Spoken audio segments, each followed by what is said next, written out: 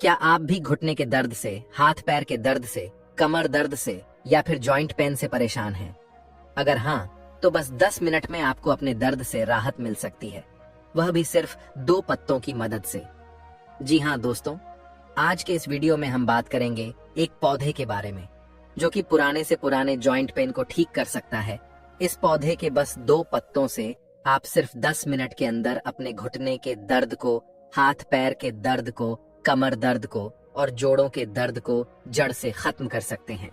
आज हम बात करेंगे आंख के पौधे के बारे में, जिसका साइंटिफिक नेम है कैलोट्रोपिस प्रोसेरा। इस वीडियो में हम देखेंगे कि आग का पौधा क्या होता है, कैसे इसे पहचानते हैं, कैसे यह आपके जॉइंट पेन को आसानी से और तेजी से ठीक कर सकता है, इसके पत्तों को कैसे इस्तेमाल करना होता है और इसको इस्तेमाल करते समय किन किन सावधानियों को रखना जरूरी है। तो चलिए बिना किसी देरी के आज की इस इंटरेस्टिंग वीडियो को शुरू करते हैं और जानते हैं आग के पौधे के बारे में। यह सभी चीजें पूरी डिटेल के साथ। दोस्तों, आग का पौधा, जो कि आयुर्वेद में अर्का के नाम से जाना जाता है और कुछ जगहों पर इसको मदार के नाम से जानते हैं, ये प्राचीन समय से यूज होती आई एक ट्रेडिशनल रेमेडी है जो कि पेन रिलीविंग प्रॉपर्टीज के लिए जानी जाती है। आग का पौधा इंडिया, पाकिस्तान, श्रीलंका और मिडिल ईस्ट के कुछ पार्ट्स के अंदर आपको इजीली मिल जाएगा। ये पौधा आमतौर से रेतीली मिट्टी के अंदर होता है, सूखी जमीन में होता है, रोड्स के इर्द गिर्द पैदा होता है, झाड़ झंका में या फिर खंडों वगैरह में आपको ये आसानी से देखने को मिल जाएगा। इसके पत्ते बड़े बड़े ओवल शेप्ड के होते हैं और पेल ग्रीन या फिर ग्रेश ग्रीन कलर के होते हैं। ये पत्ते मोटे मोटे और छूने में कुछ कुछ लेदर जैसे लगते हैं और एक फाइन लेयर ऑफ हेयर से ये कवर्ड होते हैं, जिसकी वजह से कुछ कुछ वेलवेटी सा फील भी आपको देते हैं। इसके फूल जो है वह छोटे स्टार शेप के और लाइट पर्पल या फिर व्हाइट कलर के होते हैं, जिनका सेंटर जो है वह पर्पल होता है और ये फ्लावर्स हमेशा गुच्छ के अंदर रुकते हैं। जब आप इस प्लांट के किसी भी पार्ट को तोड़ते हैं तो इसके अंदर से एक मिल्की व्हाइट लेटेक्स निकलता है, जिसे कि आम भाषा में हम लोग दूध कह देते हैं। आग प्लांट के पत्तों में कुछ खास बायो एक्टिव कंपाउंड्स होते हैं जो कि एंटी इन्फ्लेमेटरी प्रॉपर्टीज और एनाल्जेसिक प्रॉपर्टीज रखते हैं, जो कि आपके दर्द और सूजन को कम करने में आपकी हेल्प करते हैं। खास तौर से आग के पत्तों के अंदर पाए जाने वाले 2 कंपाउंड्स कैलोट्रोपिस और कैलोटपग्निस इन्फ्लेमेटरी पाथवेज को हमारी बॉडी के अंदर इमिट करते हैं और इसकी वजह से पेन सिग्नल्स को ब्लॉक करके हमारे दर्द को और सूजन को कम करने में हमारी हेल्प करते हैं। स्टडीज ने ये दिखाया है दोस्तों कि ये कंपाउंड्स बॉडी के इन्फ्लेमेटरी रिस्पॉन्सेस को इफेक्टिवली रिड्यूस करते हैं। और अगर हम आयुर्वेद की बात करें तो एग प्लांट विशेष रूप से वात पसिफाइंग प्रॉपर्टीज के लिए जाना जाता है। वात दोष के इनबैलेंस की वजह से हमारे अंदर अर्थराइटिस या फिर जॉइंट पेन्स वगैरह पैदा होते हैं और आंख इन इम्बैलेंसेस को बैलेंस करने में मददगार होता है। आंख के पत्तों तो में उष्ण और तीक्ष्ण गुण होते हैं जो कि स्टिफ्ट करते हैं। उष्ण गुण बॉडी को गर्म करते हैं, जिससे कि सूजन और दर्द में आराम मिलता है और तीक्ष्ण गुण स्टिफ्टबिलिटी को इम्प्रूव करते हैं। तो ये तो बात हुई दोस्तों कि आंख के पौधे को हम कैसे पहचानेंगे, इसमें क्या क्या गुण होते हैं और ये कैसे हमारी बॉडी के अंदर दर्द को कम करता है, साइंस इसके बारे में क्या कहती है। अब आइए जानते हैं कि आग के पौधे के पत्तों को हम अपने जॉइंट पेन को दूर करने के लिए किस तरह से इस्तेमाल कर सकते हैं, और साथ ही यह भी हम जानने की कोशिश करेंगे कि इसको इस्तेमाल करते समय किन किन बातों का ध्यान रखना बहुत जरूरी है। दोस्तों, ये जो आग का पौधा है ये टॉक्सिक होता है नेचर में और इसीलिए इसको इस्तेमाल करते समय सावधानी रखना बहुत ही जरूरी है। आगे इस वीडियो में मैं आपको इन सावधानियों के बारे में भी पूरी डिटेल से बताऊंगा, लेकिन उससे पहले अगर आपको वीडियो पसंद आए और कुछ नई जानकारी इससे मिले तो वीडियो को लाइक करके जरूर जाइएगा। चैनल पर नए हो और इस तरह की इंफॉर्मेशन, इस तरह की वीडियोस आगे भी देखना चाहे तो चैनल को सब्सक्राइब भी जरूर कीजिए।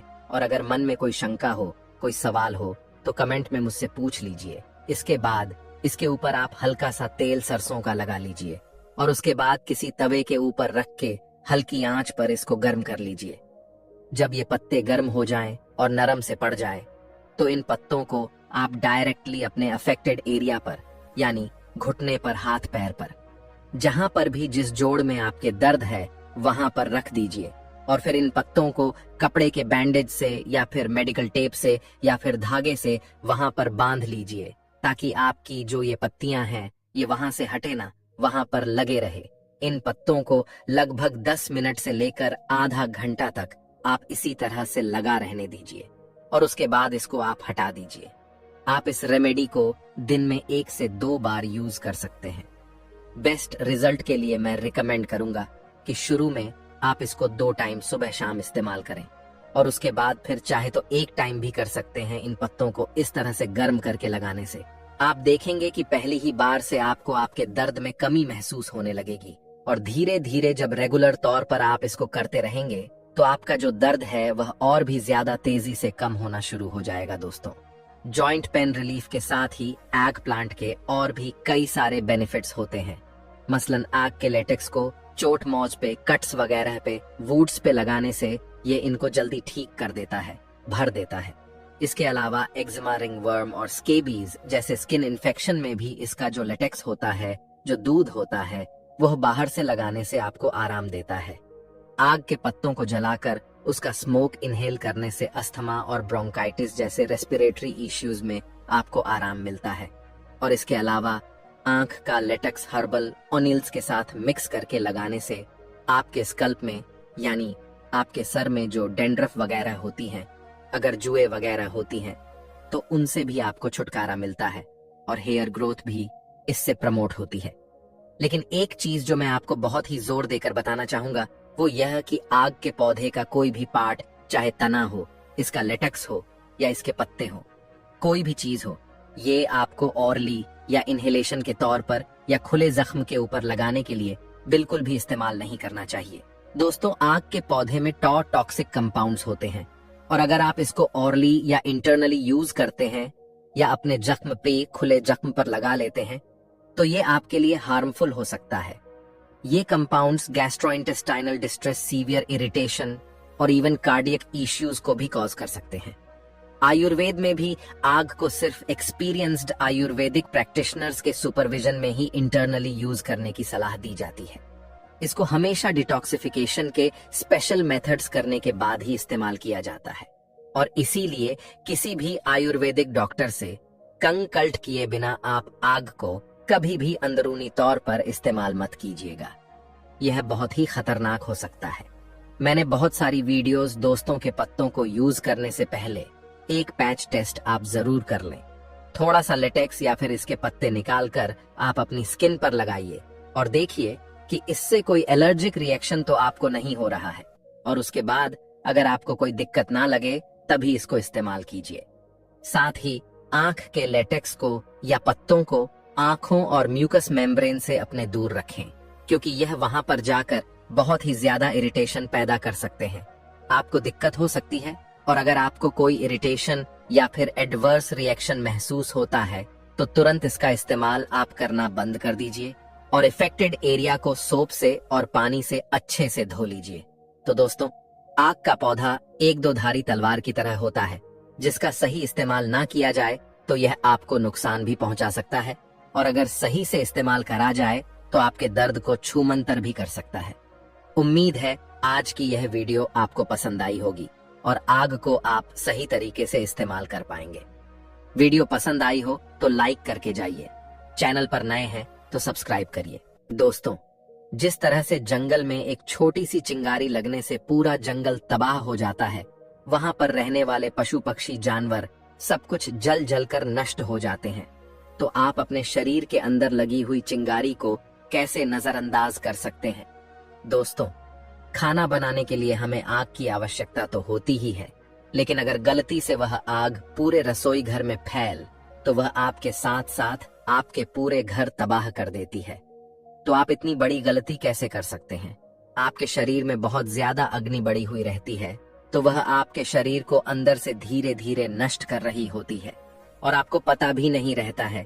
दोस्तों, शरीर में अग्नि का होना जरूरी है क्योंकि यह हमारे डाइजेशन को मजबूत करती है मेटाबॉलिज्म के लिए, और शरीर के तापमान को रेगुलेट करने के लिए यह भी जरूरी है। लेकिन यदि हमारे शरीर की गर्मी जरूरत से ज्यादा बढ़ जाती है तो यह हमारे लिए बहुत ही खतरे का कारण बनती है। दोस्तों, अगर आपके शरीर के अंदर बहुत ज्यादा गर्मी बढ़ी हुई है तो आपको इसके कुछ लक्षण दिखाई देंगे, जैसे आपको बहुत ज्यादा गर्मी लगेगी, सीने में बदबू बहुत ज्यादा होगी, प्यास बहुत ज्यादा लगेगी, ऐसा मन करेगा कि कुछ ना कुछ पीते ही रहे, धूप बर्दाश्त नहीं होगी, धूप में अगर जाना पड़े तो चेहरा लाल हो जाएगा या फिर रेसेस पड़ जाएंगे। यदि आपके शरीर में कहीं पिगमेंटेशन हो रहे हैं, जैसे छोटे छोटे काले दागों का हो जाना, फोड़े फूसिंजियों से और पैरों के तलवों से, गर्माहट का एहसास होना, आंखों में जलन होना, यह सब यह दर्शाते हैं कि शरीर में गर्मी बढ़ी हुई है। इसके साथ ही बालों का समय से पहले सफेद होना, बालों का बहुत ज्यादा झड़ना, महिलाओं को मासिक धर्म के दौरान ज्यादा ब्लडिंग होना या शरीर के किसी भी हिस्से से ब्लडिंग होना, जैसे पाइल्स में खून आना, नाक में नक्सीर आना, यह सब शरीर की गर्मी बड़े होने के कारण होता है। अगर आपको एसिडिटी की शिकायत रहती है, खट्टी डकार आती है, मुंह में छाले होते हैं, तो समझ लीजिए कि आपके शरीर की गर्मी बढ़ी हुई है। ऐसे में इंसान को गुस्सा भी बहुत ज्यादा आता है, चिड़चिड़ापन रहता है। लेकिन दोस्तों, यह जरूरी नहीं कि यह सारे के सारे लक्षण आपको दिखाई दे। इनमें से 2-3 लक्षण अगर आपको दिखाई पड़ते हैं तो समझ जाइए आपके शरीर में गर्मी बढ़ी हुई है। और अगर हम शरीर की बढ़ी हुई गर्मी को कम कर दें तो हमारे शरीर की यह सारी की सारी परेशानियां जड़ से खत्म हो जाएंगी। तो दोस्तों, अगर आपके शरीर की भी गर्मी बढ़ी हुई है तो इसे आप आसानी से खत्म कर सकते हैं, और वह भी बिना किसी दवाई के, बिना पैसे खर्च किए। आज मैं आपको इस कहानी में 5 ऐसे आसान से तरीके बताऊंगा जिनका इस्तेमाल कर कर आप कुछ ही दिनों में अपने शरीर की बढ़ी हुई गर्मी को बिल्कुल खत्म कर देंगे और आपकी सारी परेशानियां जड़ से समाप्त हो जाएंगी। इसीलिए दोस्तों, इस कहानी को आप बड़े ही ध्यान से और अंत तक अवश्य देखना। दोस्तों, एक समय की बात है, एक पर्वत पर एक गुरु निवास करते थे। वह गुरु आयुर्वेद के बहुत बड़े ज्ञाता थे। एक दिन वह नगर में भिक्षाटन के लिए जाते हैं और वहां उस नगर में एक वृक्ष के नीचे जाकर बैठ जाते हैं और लोगों को उपदेश देने लगते हैं। तभी उस भीड़ में से एक युवक खड़ा होता है और उन गुरु से कहता, गुरुदेव, मुझे बहुत ही दिनों से कुछ परेशानियां हो रही हैं, कृपया मेरी समस्याओं का समाधान कीजिए। युवक की बात सुनकर गुरु मुस्कुराते हैं और उस युवक से पूछते हैं, बोलो बेटा, आपको क्या परेशानी है? तब वह युवक कहता है, गुरुदेव, मुझे बहुत ज्यादा प्यास लगती है, बहुत ज्यादा पसीना आता है और मेरे हाथों पैरों में जलन रहती है। मेरे शरीर पर फोड़े फूंसी निकल आते हैं, आंखों में जलन रहती है और मेरे बाल सम से पहले ही सफेद हो चुके हैं। कभी कभी अचानक से मेरे नाक से खून बहने लगता है। उस युवक की पूरी बात ध्यान से सुनने के बाद वह गुरु मुस्कुराते हैं और कहते हैं कि बेटा, यह सारी चीज तुम्हारे साथ इसलिए हो रही है क्योंकि तुम्हारे शरीर के अंदर गर्मी बढ़ी हुई है।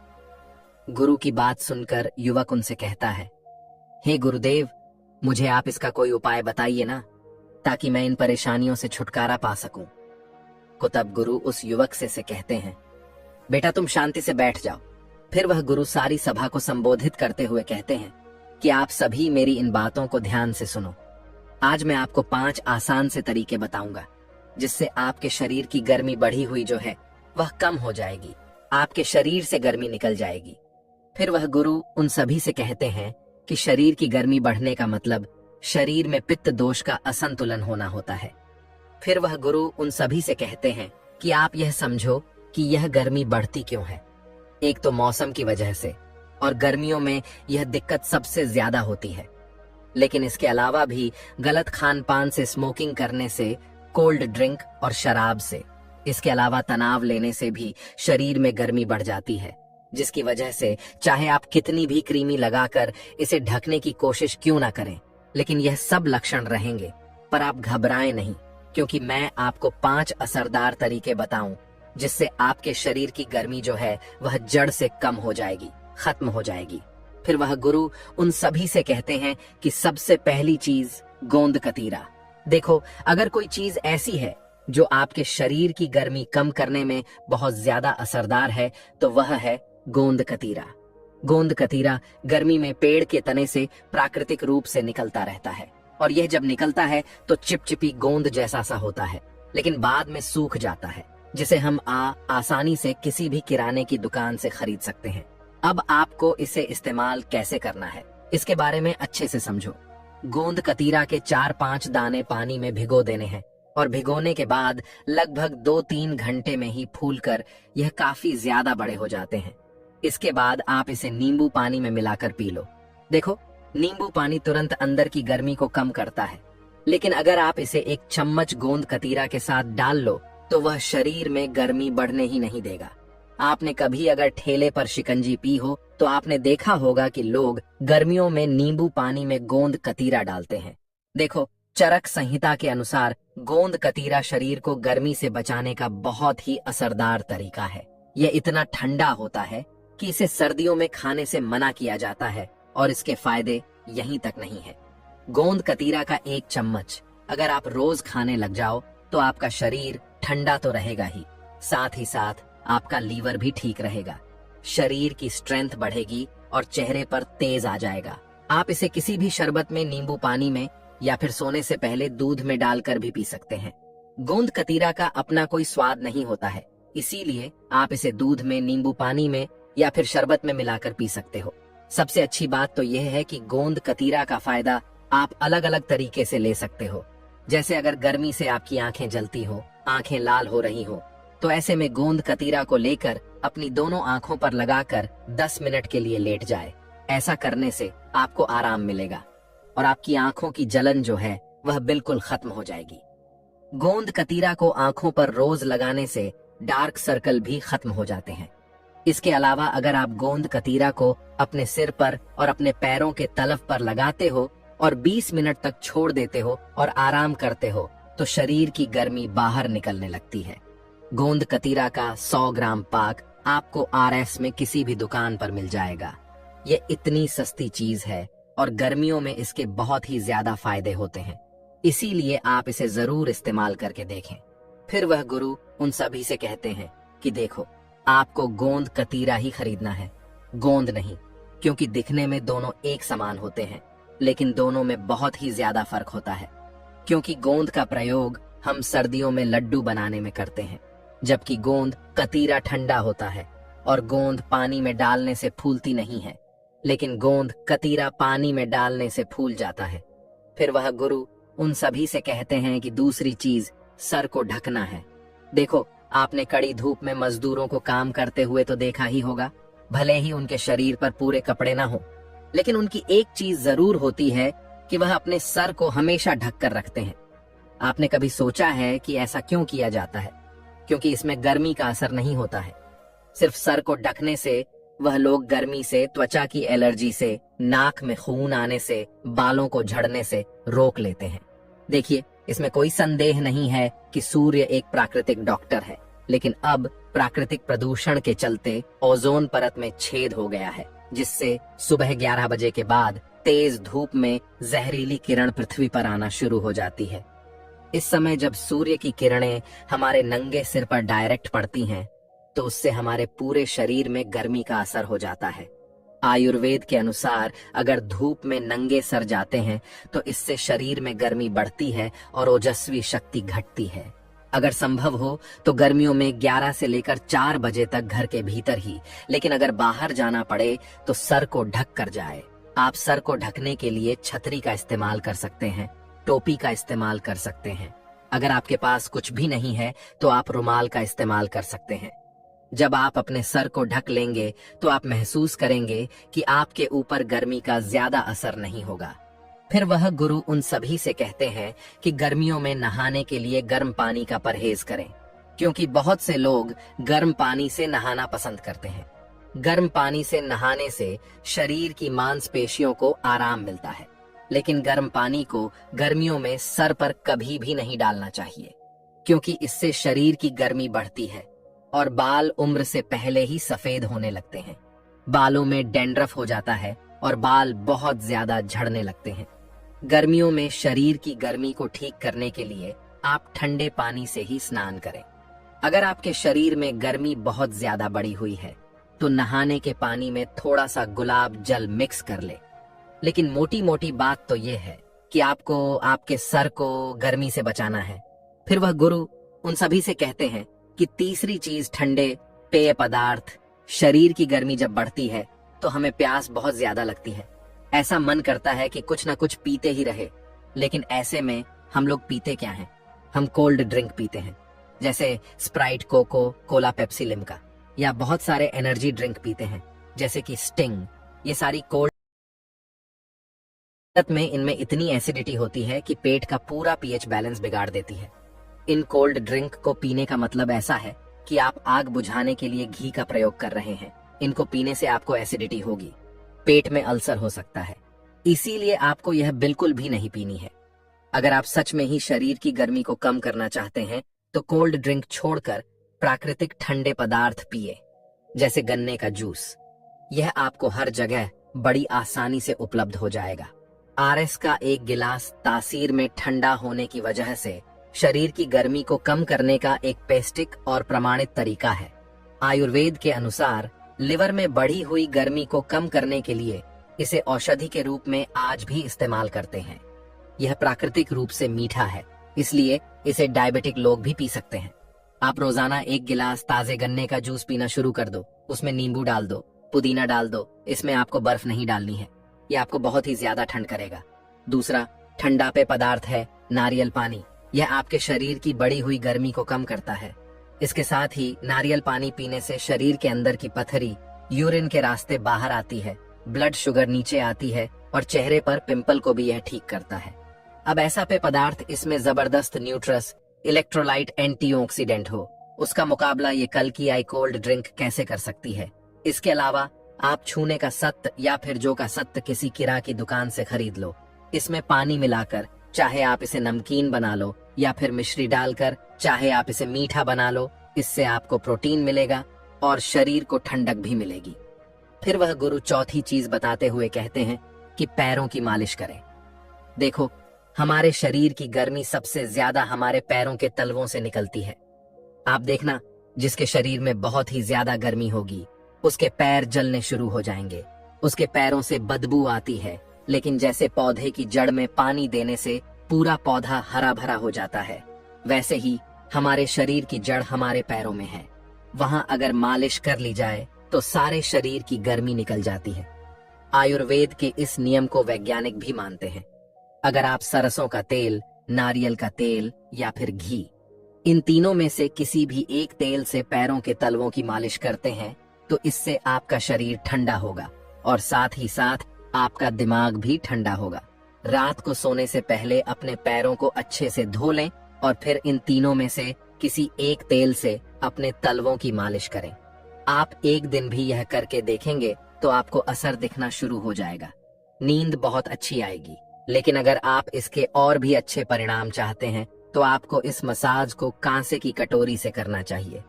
दोस्तों, कांसा एक धातु होता है जो कॉपर, टिन और जिंक का मिश्रण है। पुराने समय से ही इसके बर्तन बनते आए हैं। कांच धातु की कटोरी आपको किसी भी बर्तन की दुकान से आसानी से मिल जाएगी।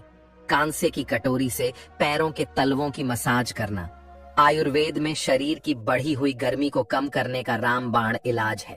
आपके शरीर की गर्मी से रिलेटेड कितनी भी परेशानियां क्यों ना हो, फिर चाहे पाइल्स हो, पेट में अल्सर हो, लिवर में गर्मी बढ़ गई हो, स्किन प्रॉब्लम ठीक नहीं हो रही हो, गुस्सा बहुत ज्यादा आता है, आपके शरीर में कितनी भी गर्मी हो वह इससे बाहर निकल जाएगी। जब आप अपने पैरों के तलवों की मसाज कांसे की कटोरी से करोगे तो आपको पता चल जाएगा कि आपके शरीर में कितनी गर्मी बढ़ी हुई है, क्योंकि तेल लगाकर जब आप अपने पैरों के तलव की कांसे की कटोरी से मसाज करोगे तो गर्मी के अनुसार आपका पैर काला होना शुरू हो जाता है। जितना ज्यादा पैर आपका काला होगा उतना ही समझो कि आपके शरीर में गर्मी ज्यादा थी। लेकिन अच्छी बात तो यह है कि यह गर्मी आपके शरीर से निकल रही है। दोनों पैरों पर अगर आप 2-2 मिनट भी मसाज कर लेते हैं तो इससे आपको बहुत ही जल्दी असर दिखाई देगा।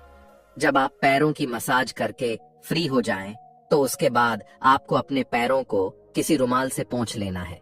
जब आप पैरों की मसाज करके सोएंगे तो आपकी पूरी थकान समाप्त हो जाएगी। आप रोजाना मसाज नहीं कर पाओ तो आपको जब भी समय मिले तब आप कर सकते हैं। आपके पास कांसा कटोरी नहीं है तो आप हाथों से भी मसाज कर सकते हैं। फिर वह गुरु उन्हें 5वीं चीज बताते हुए कहते हैं कि मिट्टी के मटके का इस्तेमाल करें।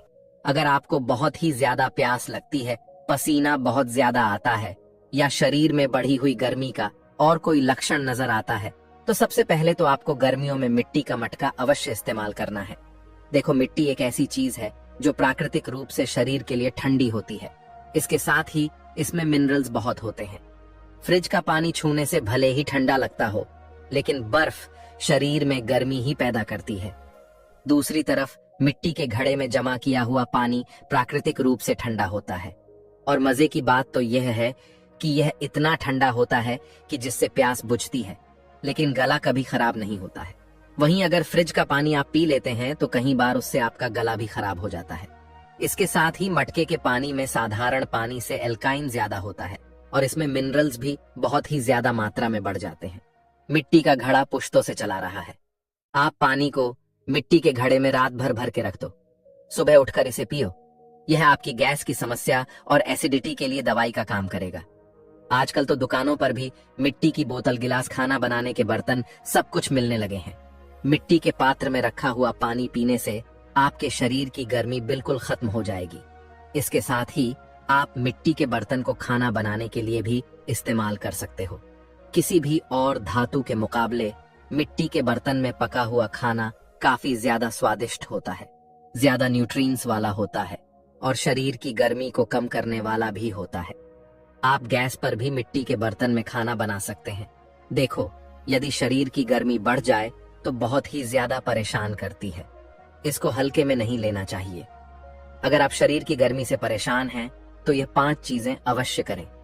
गोंद कतीरा खाएं, धूप में निकले तो सर ढककर निकले। कोल्ड ड्रिंक को छोड़कर प्राकृतिक ठंडे पेय पदार्थ पिएं। रात को सोने से पहले पैरों के तल्लव की मसाज करें और पानी पीने के लिए, खाना बनाने के लिए मिट्टी के बर्तनों का इस्तेमाल करें। बहुत ही जल्दी आपको अब की सा समस्याओं का समाधान मिल जाएगा। फिर वह गुरु अपना उपदेश समाप्त करके वापस अपनी कुटिया की तरफ चले जाते हैं और नगर के लोग भी अपने अपने घर को लूट जाते हैं। तो दोस्तों, उम्मीद करता हूँ आपको इस कहानी से जरूर बहुत कुछ सीखने को मिला होगा। यह कहानी आपको कैसी लगी हमें कमेंट बॉक्स में कमेंट करके जरूर बताएं और इस वीडियो को लाइक भी जरूर करें और साथ ही इस वीडियो को अपने दोस्तों के साथ जरूर शेयर करें ताकि उन्हें भी इस कहानी से कुछ सीखने को मिल सके। दोस्तों, आपने यह तो सुना ही होगा कि हिमालय की पर्वत श्रृंखलाओं पर ऐसे ऐसे साधु और संत रहते हैं जो कई हजार सालों से जिंदा हैं। बर्फ से ढके पहाड़ों में वह निर्वस्त्र होकर घूमते रहते हैं। अग्नि, जल, वायु या फिर बर्फ जैसी चीजों का उनके ऊपर कोई असर नहीं होता है। कठोर तप करके उन्होंने ऐसी ऐसी सिद्धियां प्राप्त कर ली हैं जहां पर प्रकृति के नियम भी उनके सामने ध्वस्त हो जाते हैं। आखिर इसके पीछे का रहस्य क्या है? क्यों प्रकृति के नियम उन पर काम नहीं करते हैं? क्यों कोई भी बीमारी उन्हें छू नहीं पाती है? आज की इस कहानी के माध्यम से हम उन योगियों की दिनचर्या, उनके खान पान और उनके योग अभ्यास के बारे में जानेंगे जो किसी को भी लंबी उम्र और निरोगी काया प्रदान कर सकते हैं। तो चलिए कहानी शुरू करते हैं। बचपन से ही श्याम सन्यासी प्रवृत्ति का था। जब वह पैदा हुआ था तो पंडित ने भी उसकी कुंडली देख देख कर यही बताया था कि यह बच्चा बड़ा होकर कोई साधु बनेगा। स्वाभाविक रूप से श्याम के माता पिता को यह बात अच्छी नहीं लगी। कौन माता पिता अपने बच्चे को साधु के रूप में देखना चाहता है। इसीलिए उसके माता पिता अक्सर उसे सन्यासियों से दूर रखने की अपनी पूरी कोशिश करते थे। जब भी कोई साधु उनके घर पर भिक्षा मांगने के लिए आता तो वह उसे बाहर भी नहीं आने देते थे। उन्हें ऐसा लगता था कि श्याम कहीं सन्यासी से प्रभावित होकर हमें बिना बताए छोड़कर ना चला जाए। लेकिन बाहर से बंदिशें लगाने से मन कभी कैद हुआ है क्या? क्योंकि मन की प्रवृत्ति ऐसी ही होती है। जिस वस्तु से, जिस विचार से या फिर जिस इंसान से तुम बचना चाहते हो, अनजाने में अवचेतन मन के स्तर पर उसी की ओर तुम आकर्षित हो जाते हो। इसीलिए माता पिता की तमाम बंदिशों के बावजूद श्याम का मन सन्यासियों की तरफ खींचा चला जाता था। एक बार बचपन में जब श्याम अपने माता पिता के साथ हरिद्वार घूमने के लिए गया हुआ था तो उसकी नजर तमाम सन्यासियों पर पड़ी। अपने माता पिता की नजरों से बचकर वह एक सन्यासी के पास पहुंचा। बूढ़े सन्यासी ने जब नासमझ बच्चे के हाथ में फल देखे तो उनके मन में उस बच्चे के प्रति प्रेम और करुणा पैदा होने लगी। वह सन्यासी श्याम को अपने पास बिठाकर उसे खीर, पूरी और हलवा खिलाने लगे। श्याम को भी यह भोजन बहुत स्वादिष्ट लग रहा था गर्म गर्म पड़िया नारियल और किशमिश वाली खीर हलवा। इसी बीच श्याम के माता पिता श्याम को ढूंढते हुए उस सन्यासी की कुटिया तक आ पहुंचे। जब श्याम की मां ने श्याम को सन्यासी के पास बैठे हुए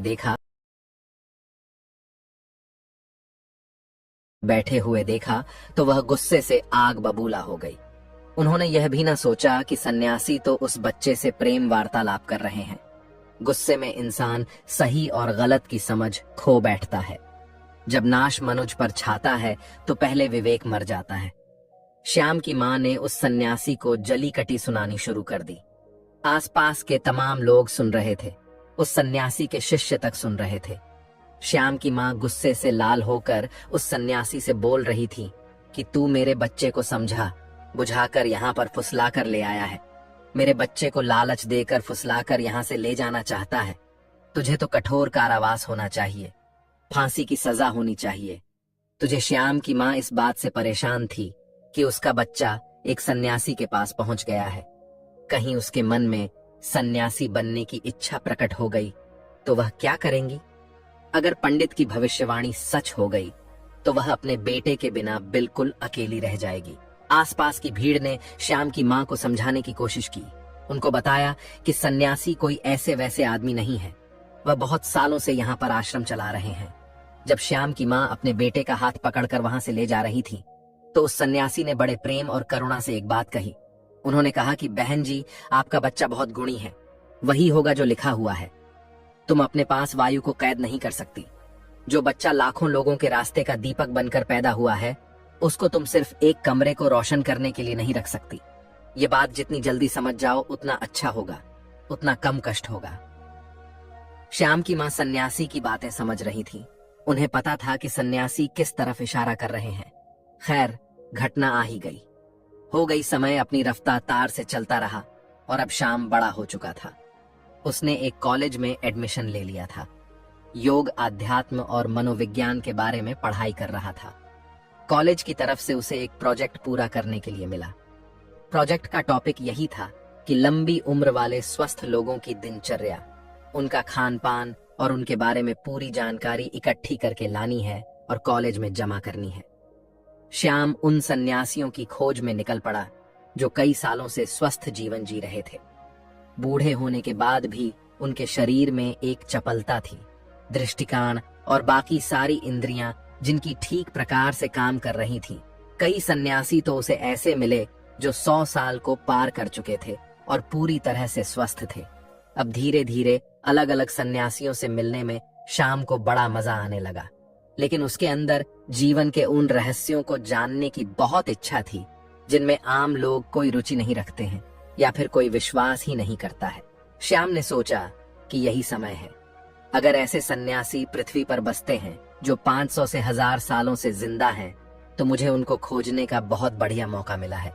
लेकिन समस्या यह थी कि ऐसे सन्यासियों को खोजा कहाँ जाए, ऐसे सन्यासी मिलेंगे कहाँ? तमाम किताबों को पढ़ने के बाद उसने एक निष्कर्ष निकाला। उसे पता चला कि ऐसे सन्यासी अगर मिलेंगे तो वह हिमालय की चोटियों में मिलेंगे, जहां पर आम इंसान जा भी नहीं सकता। लेकिन श्याम ने अपना मन पक्का किया। श्याम ने पूरा संकल्प ले लिया था कि चाहे रास्ता कितना भी कठिन क्यों ना हो, वह हिमालय की उन दुर्ग चोटियों तक, उन गुफाओं तक जरूर पहुंचेगा। और अपने माता पिता को बिना बताए वह हिमालय की उन चोटियों की तरफ निकल पड़ा।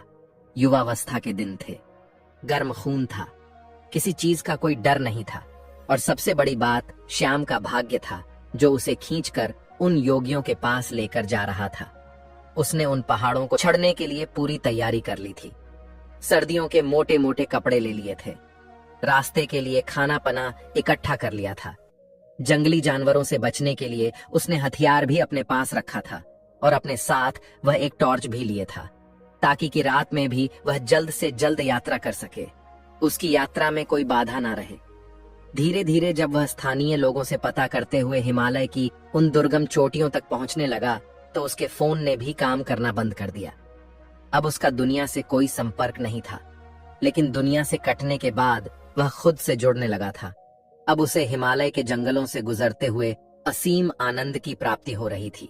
उसका जहां मन करता वहीं पर रुक जाता और फिर पता करके आगे के रास्ते पर निकल पड़ता। उसे नहीं पता था, उसे कोई अंदाजा नहीं था कि वह ऐसे योग्य से कभी मिल पाएगा कि नहीं, लेकिन मन में इच्छा थी, पूरा विश्वास था, और इसीलिए वह अपने रास्ते पर आगे बढ़ता जा रहा था। पूरी उमंग, पूरे उत्साह और पूरे जोश के साथ ऊंचे पहाड़ों पर बसे गांवों को पार करता हुआ वह हिमालय के उस जंगल में पहुंच गया था जहां पर असीम सन्नाटा भी बिखरा हुआ था। आसपास कई मीलों तक कोई आबादी नहीं थी, कोई लोग नहीं थे। अब यहाँ पर श्याम अकेला था। बर्फ में उसकी कपकपी छड़ जाती थी, लेकिन फिर भी वह हार नहीं मान रहा था। उसे पता था, उसके मन में एक विश्वास था कि यहाँ आसपास कोई गुफा होगी जहां पर ऐसे योगी उसे जरूर मिलेंगे। और अगले ही दिन उसे बर्फ के पहाड़ की चोटी पर दूर से एक सन्यासी तप करता हुआ दिखाई दिया। उस सन्यासी ने अपने शरीर पर कोई वस्त्र धारण नहीं कर रखा था। श्याम उस सन्यासी को पहाड़ी के नीचे से देख रहा था, लेकिन वह बहुत खुश हो गया। इतनी लंबी यात्रा का परिणाम उसे मिल रहा था। वह जल्दी जल्दी अपने कदम बढ़ाता हुआ उस पहाड़ी की चोटी पर पहुंचने का प्रयास करने लगा, लेकिन पहाड़ी एकदम खड़ी हुई थी, इसीलिए बार बार वह फिसल जा रहा था। सन्यासी यूं तो आंख बंद किए हुए थे, अपने ध्यान में लीन थे, लेकिन अपने मन की आंख से वह श्याम की सारी मेहनत देख रहे थे। उस पहाड़ी पर बार बार चढ़ने में विफल होते हुए श्याम बहुत थक गया था। थकान के कारण वह वहीं पर मूर्छित होकर गिर पड़ा। जब वह मूर्छित हो गया तो वह सन्यासी जो ऊपर तप कर रहा था, वह उसे अपने साथ अपने हाथों में उठाकर एक गुफा के अंदर लेकर गया। वहां पर उसके अलावा 2 और सन्यासी मौजूद थे। श्याम मूर्छित था, बेहोश था। उसके शरीर में मैं बहुत थकान थी। उस सन्यासी ने कुछ पत्तों का एक घोल तैयार किया और फिर श्याम के मुंह में ऊपर से 2 बूंद डाली। अचानक से श्याम उठ खड़ा हुआ। उसकी सारी बेहोशी, सारी थकान एकदम दूर हो गई। होश में आते ही श्याम दोनों हाथ जोड़कर उनको प्रणाम करने लगा। बहुत खुश हो गया। श्याम ने उनसे कहा कि मेरी बड़ी अनुकंपा है कि मुझे आप जैसे दिव्य योगियों के दर्शन हुए। मैं आपसे कुछ सवाल पूछना चाहता हूँ। आप इतनी बड़ी उम्र तक, इतने सालों तक कैसे जीवित रहते हैं? आपके शरीर में कभी कोई बीमारी क्यों नहीं होती है? अगर आप वह तरीका जानते हैं तो दुनिया को वह तरीका क्यों नहीं बताते? दुनिया में बहुत से लोग बहुत दुखी हैं। लोगों को नाना प्रकार की बीमारियां हो रखी हैं। उम्र से पहले ही वह बूढ़े दिखने लगते हैं, उनकी मृत्यु तक हो जाती है। तो अगर आपको ऐसे तरीके पता हैं, तो आप लोगों को क्यों नहीं बताते हैं? इसका कारण बताएं। आप तो योगी हैं, आपको तो दुनिया की मदद करनी चाहिए। उसकी बातें सुनकर तीनों सन्यासियों ने कोई प्रतिक्रिया नहीं दी। ऐसा लग रहा था जैसे उन्हें श्याम की भाषा समझ में ही नहीं आ रही हो। श्याम ने जब यह महसूस किया तो उसने इशारों से समझाने का प्रयास किया, लेकिन कोई फायदा नहीं। अब श्याम उनको समझा समझा कर थक चुका था और एकदम और चुपचाप बैठा हुआ था। वह सोच रहा था कि मेरा इतनी दूर आना एकदम व्यर्थ हो गया, एकदम बेकार हो गया। दर्शन तो हुए, लेकिन जो सवाल मेरे मन में थे उनका जवाब नहीं मिला।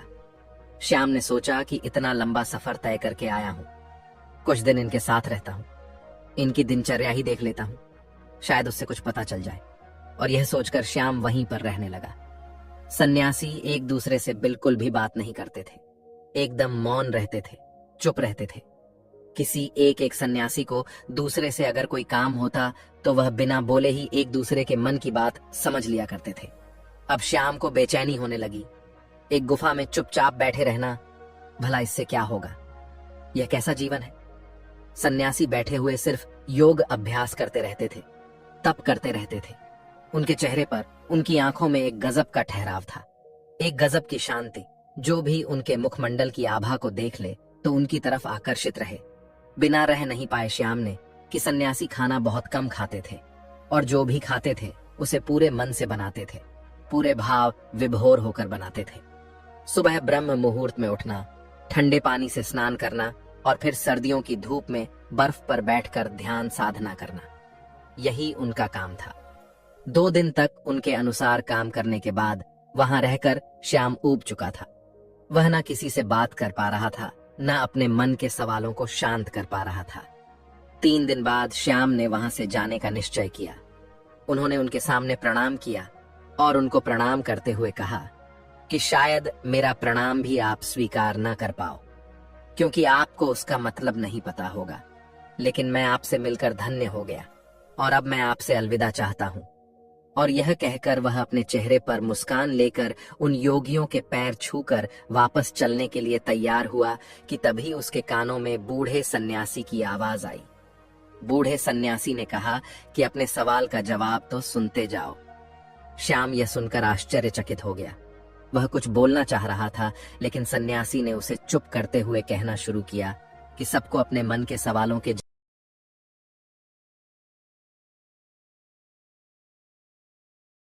कभी आकलन ही नहीं करते।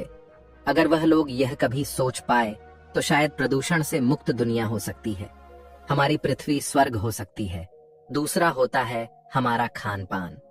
अधिकतर लोग ज्यादातर समय खाते ही रहते हैं, लेकिन हमारा शरीर भी एक यंत्र होता है और उस यंत्र को भी काम करने के लिए आराम चाहिए होता है।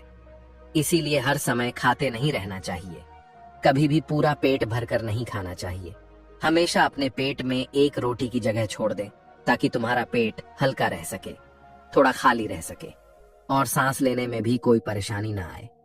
तीसरा तरीका होता है हमारी दिनचर्या। सही तरह की दिनचर्या में तुम्हारा योग अभ्यास, शारीरिक व्यायाम, प्राणायाम। अगर तुम दिनचर्या के रूप में इन्हें कर रहे हो तो तुम्हारे शरीर में कभी भी कोई बीमारी आ ही नहीं सकती। लेकिन हम सिर्फ बहाने ढूंढते हैं। हम कुछ काम करना नहीं चाहते। हमें सारी चीजें बैठे बैठे चाहिए और शरीर को जितना आराम दोगे वह उतना ही खराब, उतना ही बेकार हो जाएगा। इसीलिए शरीर से हमें हमेशा काम लेते रहो। आलस्य पैदा मत होने दो। दिनचर्या, हवा और खान पान, इन तीनों को तुम दुनिया में रहते हुए कैसे सुधार सकते हो, इस पर विचार करना शुरू करो। तभी तुम्हारा जीवन बदलेगा और तभी तुम दूसरे लोगों को भी जागरूक कर पाओगे। लेकिन तुम्हारी बात सुनेंगे। कौन कौन लोग बाजार के स्वादिष्ट व्यंजन छोड़कर प्रकृति से सीधे प्राप्त होने वाली फल, सब्जियां या पत्तियां खाने के इच्छुक हैं? लोग तो वही खाना चाहते हैं जो उनकी इंद्रियों को आराम पहुंचाता है, जो उनको स्वाद देता है। देखने में भी वही देखना चाहते हैं जो उनकी आंखों को अच्छा लगता है, और इसीलिए उनकी इंद्रियां वासनाओं की गुलाम हो जाती हैं और धीरे धीरे वही हमारे दुख का कारण बनती चली जाती है। इसीलिए जिस काम में भी तुम्हें ऊब हो रही हो, उस काम से बचने का प्रयास मत करो। उसी काम को पूरे मजे से करने का अभ्यास करो। फिर तुम्हारी इंद्रियां आजाद हो जाएंगी और उसके बाद तुम्हारा मन भी एकदम खाली हो जाएगा, वह भी एकदम आजाद हो जाएगा। फिर उसके अंदर वह भावनाएं पैदा होंगी जिसे हम समाआध कहते हैं, जो आनंद की चरम सीमा होती है। और यह कहकर श्याम के सर पर हाथ रखकर उसे आशीर्वाद देते हुए उन्होंने उसे वहां से रवाना कर दिया। दोस्तों, जीने की इच्छा किसमें नहीं रहती? हर व्यक्ति लंबी उम्र की चाहत रखता है, लंबे समय तक जीना चाहता है। तो मैं कुछ उपाय बताने जा रहा हूँ। बहुत आसान उपाय है, इसे अपनाकर लंबी उम्र तक जिया जा सकता है। तो वीडियो में लास्ट तक बने रहे ताकि जानकारी को अच्छी तरह से समझ सके। दोस्तों, स्वस्थ रहकर आप 100 साल तक भी जी लिए तो इससे बेहतर जिंदगी का कोई दूसरा अचीवमेंट शायद नहीं हो सकता। लेकिन आजकल 50 के बाद लोग blood pressure, heart attack, diabetes आदि बीमारियों के अलावा कैंसर जैसी गंभीर बीमारी की चपेट में भी आ जाते हैं। क्या है इसका कारण और क्या है, इसकी निदान आज की वीडियो में इसे जानेंगे। दोस्तों, आपकी आयु आपके शरीर की उपचय और अपचय की क्रियाओं पर निर्भर है। यानी यदि आपके शरीर में अपचय की तुलना में उपचय की क्रियाएं बढ़ रही होती हैं, तो इसका मतलब आप बुढ़ापे की ओर बढ़ रहे हैं। इस हेतु ही योगाभ्यास करते हैं। अतः स्रावी ग्रंथियों के क्रम और चक्रों को उचित व्यवस्था में स्थित किया जा सके, शरीर की चयापचय क्रियाओं में संतुलन स्थापित कर शरीर के चक्र को सुधार कर शरीर को पूरी तरह दुरुस्त किया जा सकता है। तो दोस्तों, सवाल यह है कि क्या आप सचमुच ही 150 वर्ष जीना चाहते हैं, 150 साल तक जीना चाहते हैं? तो हम आपके लिए यहाँ लाए हैं कुछ ऐसी जानकारी जिसके सहारे आप ज्यादा कुछ मेहनत किए बगैर सताए तो हो ही सकते हैं। योग और आयुर्वेद में ऐसे ढेर सारे नियम और उपाय बताए गए हैं। उन्हीं में से हमने कुछ उपायों को चुनकर आपके सामने रखा है। बहुत ध्यान से सुनिए और इसका पालन कीजिए। नंबर 1, जल पर नियंत्रण। दोस्तों, जल, वायु और अन्न से ही शरीर बनता है और बिगड़ता है। जल ही जीवन है। जल का अलग अलग तरह से सेवन करने से सभी तरह के रोग में लाभ मिलता है। जल योग न केवल उच्च रक्तचाप, कब्ज, गैस आदि बीमारियों से मुक्ति दिलाता है, बल्कि यह हमारी हड्डियों, मस्तिष्क और हृदय को मजबूत बनाने में भी खास भूमिका निभाता है। तो जल को पीतल या कांच के गिलास में ही पीना चाहिए। बहुत से रोगों में किसी रंग की बोतल में रखे जल को पीने की डॉक्टर सलाह देते हैं, इसलिए रंगीन बोतलों में रखा जल बिल्कुल ना पिए। यह आपके स्वास्थ्य को बिगाड़ देता है, कब्ज बना देता है। जल ना कम पिए और ना ही अत्यधिक, और कहीं का भी जल ना पिए। जल हमेशा बैठकर ही पिए। जल पूर्णतः शुद्ध होना चाहिए। अशुद्ध जल से लीवर और गुर्दों का रोग हो जाता है। यदि उक्त दोनों में जरा भी इन्फेक्शन है तो इसका असर दिल पर भी पड़ता है। लगभग 70% रोग जल की अशुद्ध से ही होते हैं। जल पीते वक्त सावधानी रखेंगे तो भोजन और प्राण में इसका भरपूर लाभ मिलेगा। जल से ही योग में क्रिया, जल ने धौति क्रिया और वमन क्रिया की जाती है। शरीर में 10 छिद्र है दोस्तों। शरीर में 10 छिद्र हैं। 2 आंखें, नाक के 2 और कान के 2 छिद्र के अलावा मुंह, लिंग और गुदा के छिद्र मिलाकर कुल 10। इन छिद्रों को 10 बार पानी से अच्छे से धोने से उनमें किसी भी प्रकार का विकार नहीं रह जाता। उत्कट आसन दोस्तों, रात में तांबे के बर्तन में जल रखकर प्रातः काल बासी मुंह से उत्कट आसन में बैठकर उसका सेवन करना चाहिए। इस जल से हमारे शरीर में वात, पित्त और कफ का नाश होता है। इस आसन के लिए शुरू में 2 गिलास तक जल पिए, उसके बाद धीरे धीरे 5 गिलास तक पीने का अभ्यास करें। जल का सेवन करने के बाद सच आदि के लिए जाएं। इस योग से शरीर में कॉपर की मात्रा जाती रहती है, जिससे शरीर की हड्डियों और मांसपेशियों को लाभ मिलता है। नंबर 2, श्वास पर नियंत्रण। दोस्तों, कछुए की श्वास लेने और छोड़ने की गति इंसानों से कहीं अधिक दीर्घ है। व्हेल मछली की उम्र का राज भी यही है। बड़ और पीपल के वृक्ष की आयु का राज भी यही है। वायु को योग में प्राण कहते हैं। वायु का शुद्ध होना जीवन की दीर्घ के लिए बेहद जरूरी है। प्राण, व्यान, अपान, समान आदि वायु से मन को रोकने और शरीर को साधने का अभ्यास करना ही असल में प्राणायाम है। यदि आपके शहर में अधिक वायु प्रदूषण है तो आप उससे बचने के उपाय करें। प्राणायाम में अनुलोम विलोम करें। जल नेति से भी प्राण वायु ठीक होती है। यदि आप शु वायु ग्रहण नहीं कर रहे हैं तो कोई गारंटी नहीं है कि अच्छा भोजन और कसरत करने के बाद भी आपको कोई बीमारी ना हो। उपाय वनों से वायु, वायु से आयु, वनों से वायु, वायु से आयु कहना किसी भी तरह से गलत नहीं होगा। इसलिए अपने घर के आसपास अधिक से अधिक वृक्ष लगाएं। पीपल और बड़ का वृक्ष आपकी आयु बढ़ाने में ज्यादा सक्षम है। नियमित तुलसी के एक पत्ते का सेवन करें। नंबर 3, उचित आहार ले दोस्तों।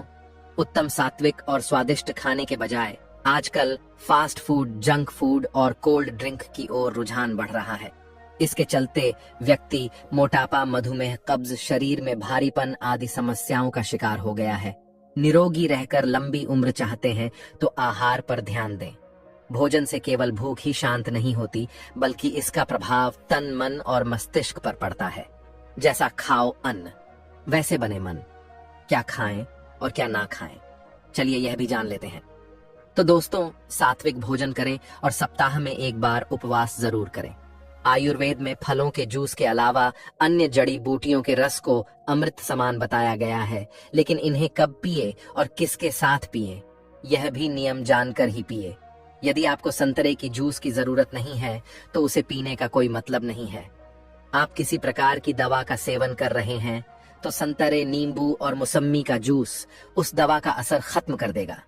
नियमित अंग संचालन, जलवायु और अन्न के बारे में जानने के बाद जरूरी है। नियमित व्यायाम करना कसरत नहीं, जिम वाला व्यायाम नहीं, अखाड़े वाला व्यायाम नहीं, योग के आसन भी नहीं, बस योग का अंग संचालन करना है। दंडासन में किए जाने वाले योग अंग संचालन। नंबर 1, इससे पाचन क्रिया सुचारू रूप से चलेगी और अन्न, जल और वायु अच्छी तरह से पच जाएगी। इसलिए सिर्फ सुबह ही शौचादि से निवृत्त हो अंग संचालन करें। योग निद्रा और ध्यान जहां हमारे जागरण को ठीक करता है, वहीं योग निद्रा हमारी नींद को ठीक करती है। इसलिए ध्यान और नींद में फर्क करना सीखें।